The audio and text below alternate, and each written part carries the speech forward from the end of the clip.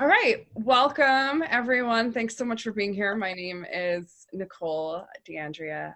I'm a yoga studio owner. I own a small boutique studio in Bergen County, New Jersey, and I'm also a business consultant with Mind Body. So I wanted to collaborate with Jim because I'm sort of a baby studio owner in the grand scheme of things. My studio's been open for just a little over 3 years.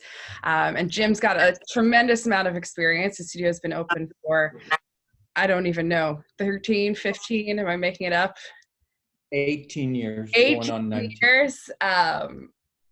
And he's really successfully and really quickly pivoted his studio online. So we thought that we would collaborate on sharing some information with you guys, talking about best practices, and just creating like an informal space for us all to connect with each other and talk about what's been going on and the ways that you're adapting to this COVID crisis. So for the first couple of minutes today, Jim is going to present something that he's put together on building the virtual studio.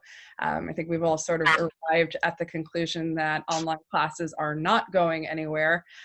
Whether or not you've decided to stay online for the foreseeable future or you're thinking about some sort of hybrid in-person online model, I think we all sort of need to level our game there. So he's going to do a short presentation, maybe 10 minutes or so, and then open it up for questions. A little bit about what reopening might look like. If you could just mute yourself until we arrive at Q&A, that would be great. And I will man the chat box. So if you have questions, you can just pop anything into chat, and we'll keep that conversation going too. Okay? Jim? Awesome. Oh, thanks. I'm Jim. Yeah, go ahead and mute your mic, everybody, if you would. And calling. It was me. Of course, it was me. Of course. How would that work out any other way? And we have a number of people on the call. Yeah, everybody mute your mic. Great. We got this is a joke, right? It's like one of those Zoom videos. There's a number of people on the call that don't have their videos open. And if you want to open your video, that'd be cool, because I want to see with a show of hands how many are doing virtual classes. Show of hands. Everybody? Almost everybody. So Julie's not, and Leanne and Samantha are not. Okay, now keep your hands up. How many are doing strictly live streaming classes, not recorded? Keep your hands up if you're doing just only live streaming and only live streaming. Okay. How many are doing only pre-recorded and distributing pre-recorded? There you go. And how many are doing both? Okay, only if, oh, good. About a third are doing both. Great. And how many have seen a drop in their sales and cash coming in for the month of April from the first 3 months of the year? How many have lost more than half?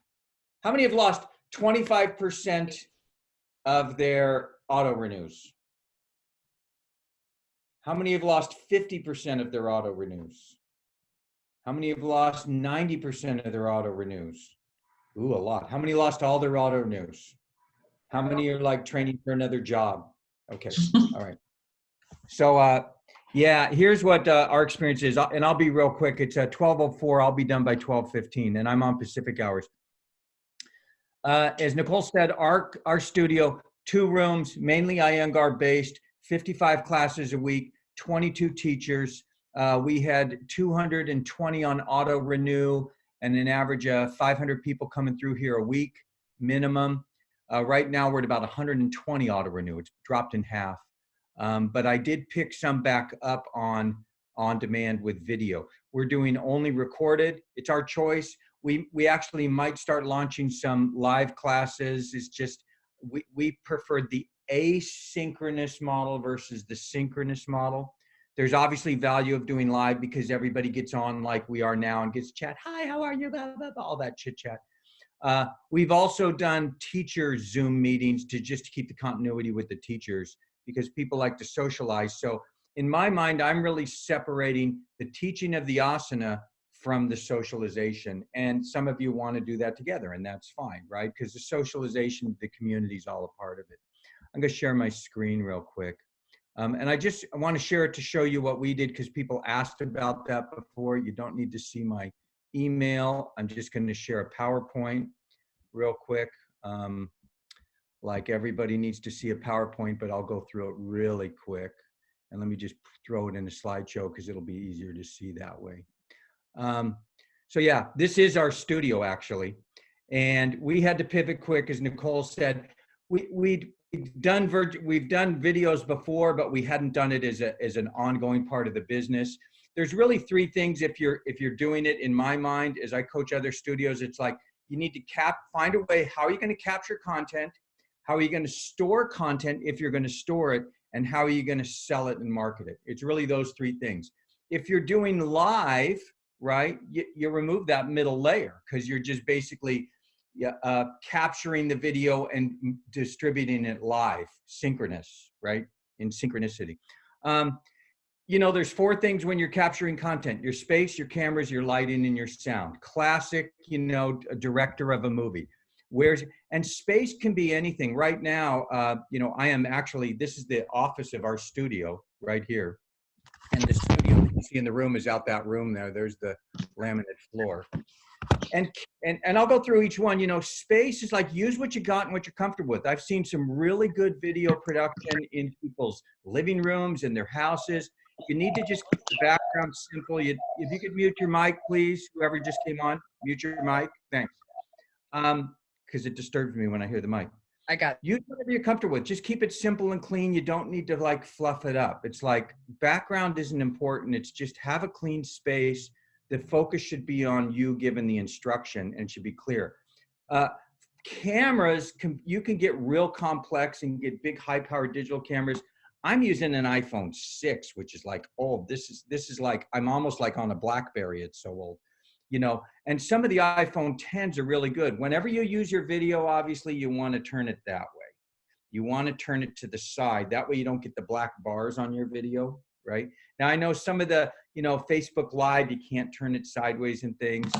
The most important thing with cameras is the framing of the shot, how you frame the shot and what you're framing. On some of our videos, I'm going to show you that we do pre-recorded. I actually use two cameras at the same time with Zoom. By actually logging in like we're logging in now. I log myself in twice, once on the iPhone, once on the laptop, and I got the opportunity to use two different camera shots. You know, so cameras, you don't need to get fancy on them. The iPhones are like phenomenal. The iPhone 10's got really good cameras. We don't do any edits on our videos. And nobody cares. Look, do you ever do edits when you're doing a live class? Oh, stop, forget that. I got to start again. No, you just keep going, right? You come in, people go in, okay, we're going to start class. You just keep going. And the students right now are like, they're okay with not having, you know, perfectly edited, you know, high quality, you know, DVD videos. So we use one take wonders. We don't do any edits. We use the pause button a lot if we're resetting to frame the shot, you know, if we're showing an inversion or a headstand, or we got to use a particular prop. This is my wife, Kate, here. You know, she talks a lot in the videos. Most important is lighting and sound. You got to have good lighting and sound. And I'm going to just move. Here's my lighting right now. These are the lights I use, right? And you can get, these are two lights right here. It's a 3-point lighting. Here's our studio out here. 3-point lighting. And if you want to hit my, Nicole, if you want to hit me to a speaker view, like spotlight me and so people can see this. You know, 3-point, oh, let me go back a bit. Hold on a second. I want to go back. 3-point lights. So let me unshare my screen real quick here. And here's the lighting that we use. Stop share. Good. So you can see the lighting, you know, there's overhead light, right? You got to have light on the subject, and you got to have a backlight. Lighting is important. That really makes the camera pop on whoever your subject is. You could just Google 3-point lighting and you'll see a lot about it. The other thing, let me go back to sharing my screen. Lighting's really important. The more light, the better. You can't have enough light. There's nothing worse than, you know, a video that looks like this, where you got the lighting in the background and it looks like you're in the witness protection program, right? And then you digitize your voice. Hi, I want to tell you about yoga. So you don't want that. The other thing is sound. Sound is critical. This is a real simple cordless mic we use, right? I'm showing it right here. cordless mic. You can just look cordless mic. You should be able to get one for like less than $100, like $80. There's a little, you know, USB thing I put in the side of the computer, and then it can be wireless, and most of you use wireless mics. Sometimes I record straight to the laptop video, right to the laptop, and it works fine because I got a loud voice. This is an actual screenshot of a video that we did. We did it with one take, 2 cameras. The camera to the left where you're seeing Kate from the side and you see the door in the picture, that's from the iPhone on a tripod. The camera in front where you're looking straight in front of her with the block in the front, that's from the laptop. And it was recorded with Zoom, and then it was downloaded onto Vimeo. Really simple. We store all our videos on Vimeo. I'll show you that in a quick second. And it's really easy. It's just drag and drop, you know, and then you can rename the video. And then we use an on-demand page with Vimeo Pro. It's a little bit more expensive. You got to pay an annual subscription price. I don't know what it is. I think it's like $500 a year. So, you know, it's not cheap. It's like $40 a month. Yet, on-demand pages allow you to create a page which can have hundreds of videos on it or one, and then you can sell through that, right? And so this is our daily yoga video page. Let me just go to it real quick, and then I'll wrap up because I said I'd only take 10 minutes, and I want to be true to that.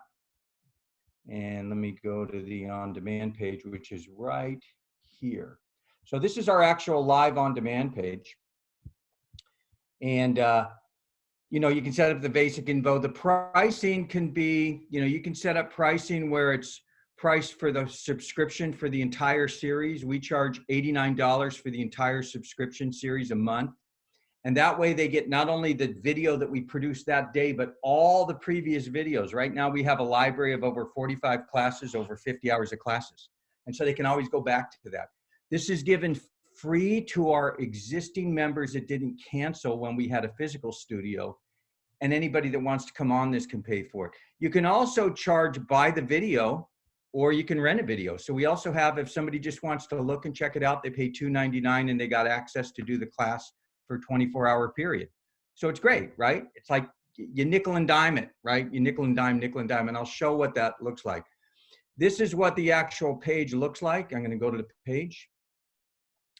And you can see, here's the, just coming up, sorry about that. Here's Kate's video yesterday. She was, you know, doing extension and expansion.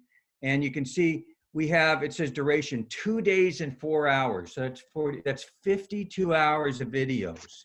And here they all are. People can watch them and pay $2.99. They can buy them for $10. We have them all labeled.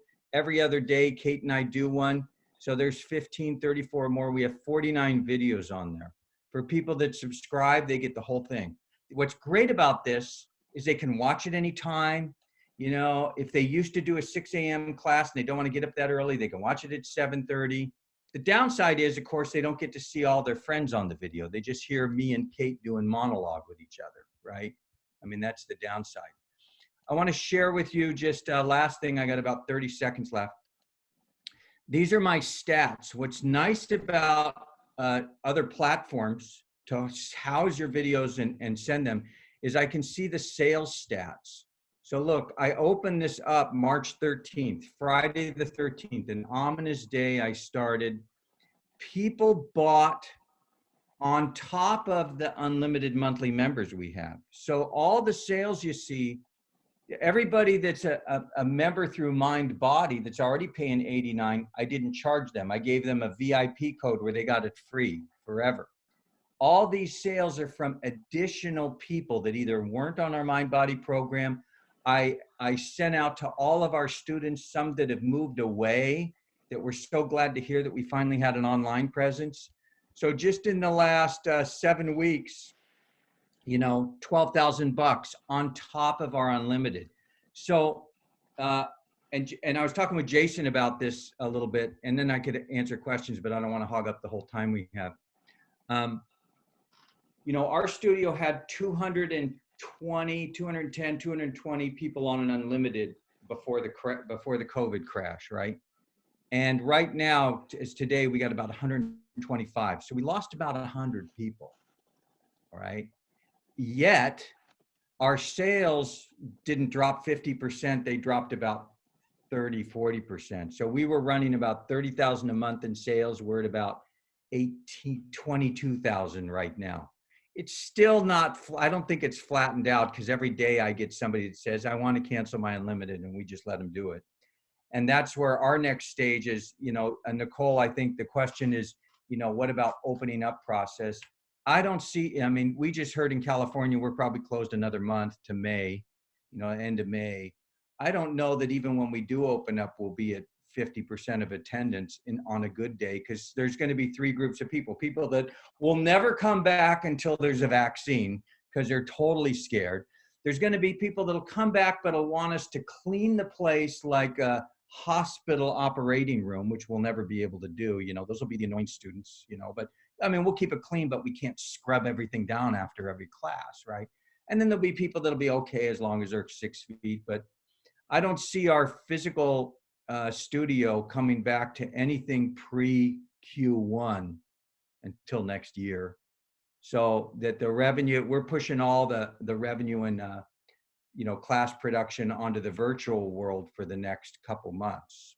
And so that's where we are. So I'll be glad to take questions. I'm done barking at it.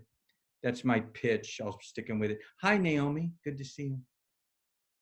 Nicole, I'll give it back to you. What are your thoughts? Well, I guess does anyone have questions about the logistics of setting up their online studio, or anything you want to ask Jim? Well, I have a question for Jim. Yeah. When you showed the sales, right? There was one day you made like $2,000. What do you attribute that to? So what happens when I'll bring it back up as I'm talking. When I launched the online program, I send email campaigns out over a period of 3-4 days. And that's when you see me, I first launched it, you see Friday, March 13, 14, 15, 16, 17, I had all these sales, right? So you see sales 10, 35, 46, 29. So, since it's $89, here it says 267. So 3 or 4 people paid 89. The other 6 didn't because they had a VIP code. Here, 356, 4 people bought for 89, but another 30 didn't. So, and then what Vimeo does is every month it rebills them. So you can see here, I got a couple days where there's nothing, where there were no sales going on. Got it. And then all of a sudden, here it is, April 13th, April 14th, April 15th. Here come in my recurring sales again. Got it. Right? So that's my recurring monthly. And then you can see some days, look at this, this is ridiculous, right? Sunday, April 26th, $12.99, because somebody rented a video for $2.99 and somebody bought one for $10. How are you seeing that distribution? Like, is renting more popular than buying a one-off class, or? Yeah, people buy a one-off class just to check it out because they either don't know us. Than they rent it? Say again? More frequently than they're renting it? Yeah, it's hard to tell now. I don't have enough data to see a trend. Okay. Don't have enough data. I have a question, Jim. Yeah, go ahead. I'm doing exactly the same setup that you are, largely because I just copy everything you do, basically. I am having trouble with the fact that I can't see who purchases on Vimeo. That's right. That's so right. I have literally been dealing with like such a nightmare, because I didn't realize when I set it up with Vimeo and I said, okay, you can buy your month with Vimeo and then you'll get all our live streaming classes as well. But then people were like, well, I paid. And I'm like, I have no idea that you paid, because our software, obviously our software, studio management software is completely different. So how do you deal with that? Yeah, good. I learned that the hard way too. So what Naomi's talking about is when, and I'm going to come onto a incognito page here. I'll share my screen in a second, is that Vimeo, when people buy through Vimeo, they're Vimeo's clients and not yours. So you don't know who bought, and they won't share that with you. But what you can have people do, this is a page where I haven't subscribed in, right? So this is if I'm getting a new user. You got to have people hit this receive updates here, Naomi. See this over on the left, right under the title? Yeah. So what happens if they do that? So they subscribe, they hit receive updates, they put in their email, And then what you have, if you have access to everybody's email. Okay, and then you can actually pull down, I'll go to it in a second. I want to stop. I want to make sure I don't lose myself. What'll happen is then you can go to, and I'll share it real quick if I can find it. You can actually go to Vimeo and pull down your customer list, audience. See this? See this here in your menu? Audience. Download your fans' email addresses. Yeah, So now I did that. Yeah. I did that, and I had like 3 because even though a bunch of people had purchased, they didn't do that because I had no idea that they should. Yeah. But you know how it is, even if you tell people to do something, you're relying on them actually doing it. And I know. so there's like this huge blind spot there that I'm trying to figure out a workaround. Yeah, I would just say, I need you to do, I need you to do that. Give them something free to do it. Hey, if you do this now, I'll give you an extra, 3 videos or something. But I've got everybody that hit the receive email updates. And I encourage people to, post their pictures and post their comments. So if you look on my page, you'll see a bunch of happy quotes and everybody loves the classes. And so it gets that feeling of community again. All right. Thank you for that. You're welcome. What's everybody else doing? I'm using the Zoom to the video library feature that's on MindBody. Yeah. And it's a little bit of a pain. I was thinking of switching. I mean, it's only a pain because I'm editing each video with the idea that I want to save them and somehow upload them to Vimeo. But I am really concerned about that discussion that just happened about what about unlimited members who are still with me and I want to give them free access. Yeah. And then other people that say, well, I paid and I don't have a way of knowing, or they didn't check that box. Ellen, but I was gonna, next time we meet, which Nicole and I have been looking at like every 2 weeks, I'll look at the MindBody because I'm a MindBody user. And when I launched this, MindBody didn't have the video feature, right? They just recently launched that when this whole thing came down. And, well, actually, I'm not using that video feature, not the one that's in the beta mode. It's the media management tab. And so you create a tab through media management, and I named it video library. Yeah. Does that make sense? Yeah. And you're breaking up a bit. Actually. Oh, I am. That's okay. So I didn't use I did not use the video feature that is being beta tested. I went in through media management, like manager tools, settings, media management, and then you can create a tab that like shows up next to my classes tab, and it enables me to upload all the videos there. This one? No. Okay, so see how that video thing is, but that's not the one I use. If you go to manager tools, go to the homepage. Yep. I'm amazed that I actually know this. I didn't know MBO a lot until about 6 weeks ago. Yeah. Manager tools. Yep. And then go to settings. Where's settings? So go back up to the top, go scroll up. Oh yeah, sure. Go to settings, click on that. Yep. It's open. And then scroll down to the right, see where it says media management, and right there, click on that. Yeah. Yeah. And then what do you do? Load videos here? What's that? Yeah, that's where I load. So I forget how I did it when I first set it up. Let's see. You add that. Put the URL there. This is only but you have to store them somewhere else. This is only available for people who are on like the highest level of subscription with MindBody. Oh, not everybody. okay. Gotcha. I have the lowest level of MindBody, and that's what I do as well. Oh. Just FYI. Maybe they changed it because of COVID. Who knows? Did you ask for it? Whoever just. Yes, you have to go and call and ask them for it, or have them set it up. Because I've had MindBody for 9 years and never knew it existed. Here's my thought on this, and I'll look into it.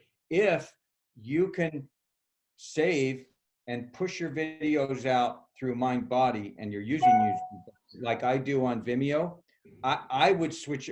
I may switch over to MindBody and pull everything off Vimeo, because Vimeo's charging me an extra 10% of all the sales. They are. But Jim, isn't it worth keeping it? Because all these people come through Vimeo. You know, I guess you have to do the numbers to see if it's worth paying the fee and everything, but you could also keep the Vimeo channel. And the one thing I wanted to say, Ellen, is if you haven't started with Vimeo, then you have the advantage of our, discovering this issue with not being able to see who subscribes.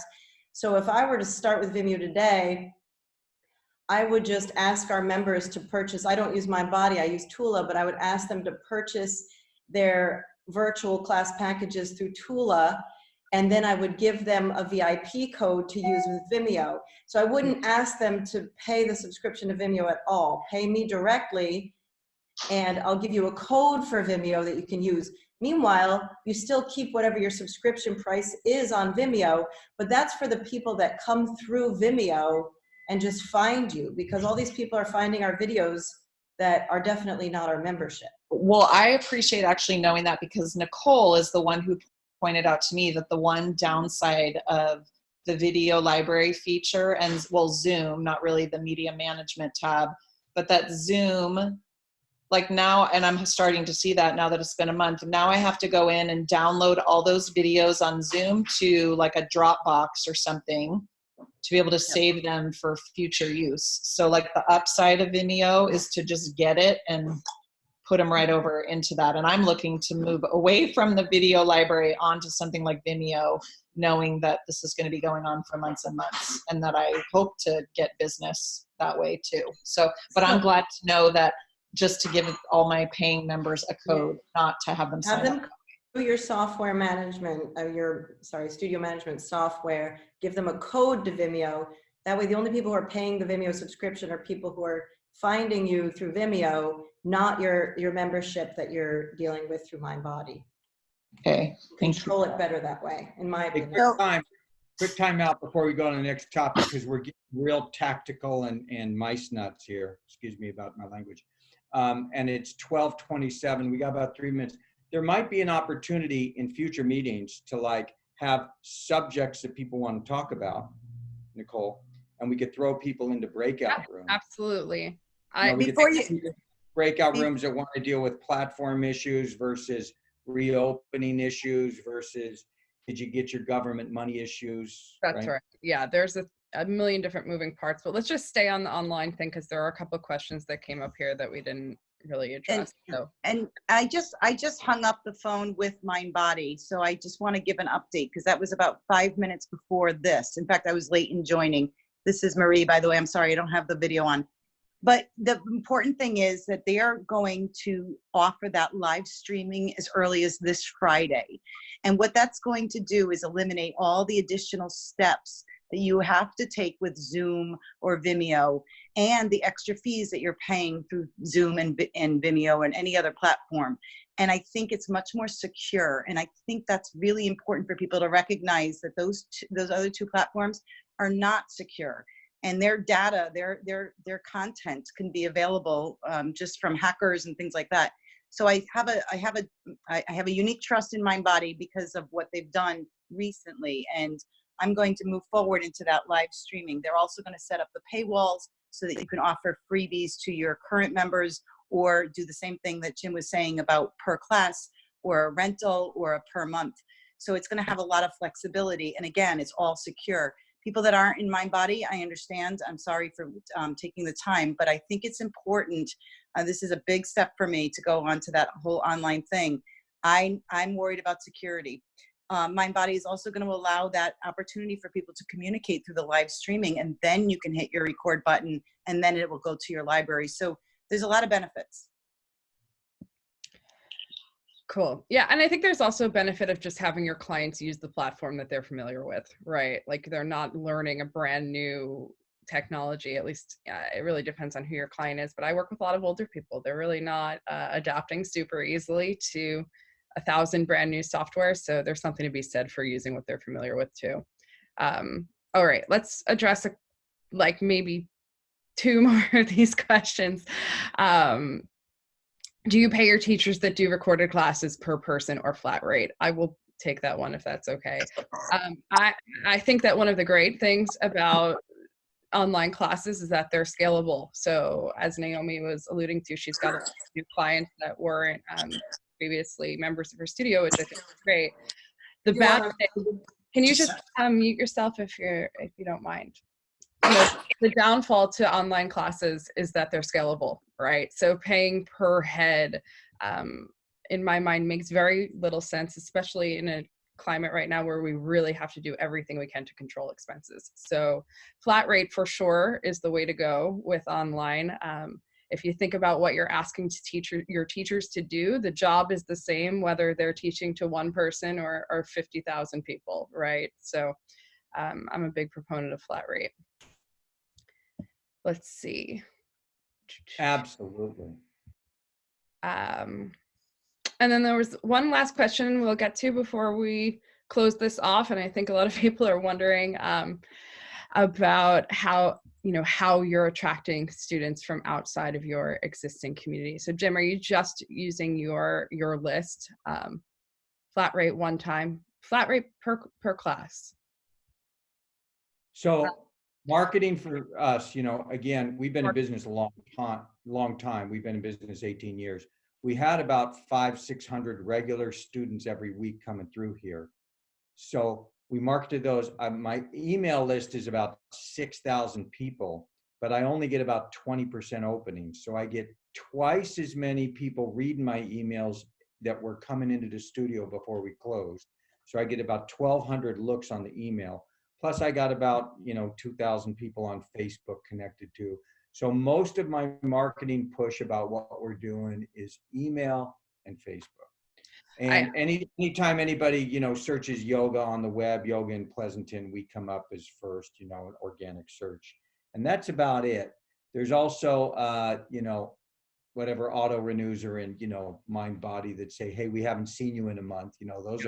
Those are still queued up to go out, which is kind of stupid, because we're still closed.